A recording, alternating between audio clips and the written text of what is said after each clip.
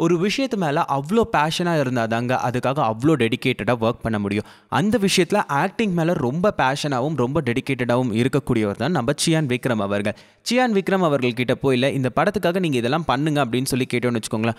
உடனே வந்து கதை புடிச்சு போச்சுன்னா அதுக்காக என்னெல்லாம் பண்ணணுமோ எல்லாத்தையுமே பண்ணிடுவார்.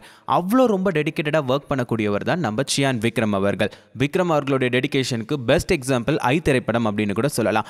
யாராலையுமே பண்ண முடியாத ஒரு விஷயத்தை கூட ஐ திரைப்படத்துக்காக அவர் பண்ணியிருக்காரு அப்படின்னா அது வந்து ரொம்பவே பாராட்டத்தக்கக்கூடிய ஒரு விஷயம் தான். அதுக்கப்புறமா இப்போ நம்ம விக்ரம் அவர்கள் நடிக்கக்கூடிய துருவ நட்சத்திரம் திரைப்படம் வந்து ஒரு பெரிய எதிர்பார்ப்பை ஏற்படுத்தியிருக்கு. ஐ திரைப்படத்துக்கு அப்புறமா அவர் நடித்த இருமுகன் திரைப்படம் வந்து ரொம்பவே நல்லா ஓடிச்சு. அதுக்கப்புறமா அவர் நடிக்கக்கூடிய துருவ நட்சத்திரம் திரைப்படம் வந்து ரிலீஸ் ஆகிறதுக்கு ரெடியா இருக்கு. ஆகஸ்ட் மாசம் ரிலீஸ் ஆகக்கூடிய இந்த திரைப்படத்துக்காக நிறைய பேர் வெயிட் பண்ணிட்டு இருக்காங்க. இந்த திரைப்படத்தோட டீசர் ரிலீஸ் ஆகி நிறைய பேர்கிட்ட வந்து பெரிய வரவேற்பு பெற்றுச்சு. கௌதம் வாசுதேவ் மேனன் அவர்கள், விக்ரம் அவர்கள் இவங்க ரெண்டு பேருமே இணைஞ்சு எடுக்கக்கூடிய முதல் திரைப்படம் இந்த திரைப்படம். இந்த திரைப்படத்தில் நம்ம விக்ரம் அவர்கள் அவர் வயசுக்கு ஏற்ற மாதிரி ஒரு அழகான கேரக்டர்ல நடிச்சிருக்காரு.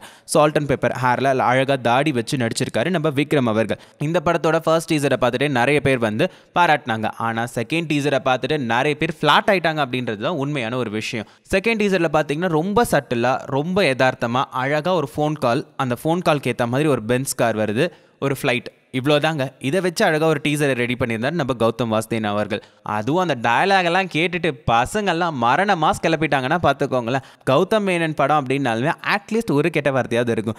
இதில் டீசர் ஃபுல்லாக கெட்ட வார்த்தையாக இருக்கா, பசங்க எல்லாரும் அப்படியே குதுகலிச்சு போயிட்டாங்க அப்படின்னு தான் சொல்லணும். ஸோ கௌதம் வாசுதேவ் மேனன் அவர்களுடைய துருவ நட்சத்திரம் திரைப்படத்தோட டீசர் 2க்கு நல்ல வரவேற்பு கிடைச்சிருக்கு. அது மட்டும் இல்லாமல் இந்த படத்தோட எக்ஸ்பெக்டேஷன் இன்னும் ஹையாக இருக்குது அப்படின்றது தான் உண்மையான ஒரு விஷயம். இந்த படத்தை பற்றி நீங்கள் என்ன நினைக்கிறீங்க அப்படின்றத கமெண்ட்டில் போஸ்ட் பண்ணுங்க. கமெண்ட்டில் போஸ்ட் பண்ணுறதோட நிறுத்திடாமல் அதே தான் ஃபில்மி பீட் தமிழை சப்ஸ்கிரைப் பண்ணுங்கள்.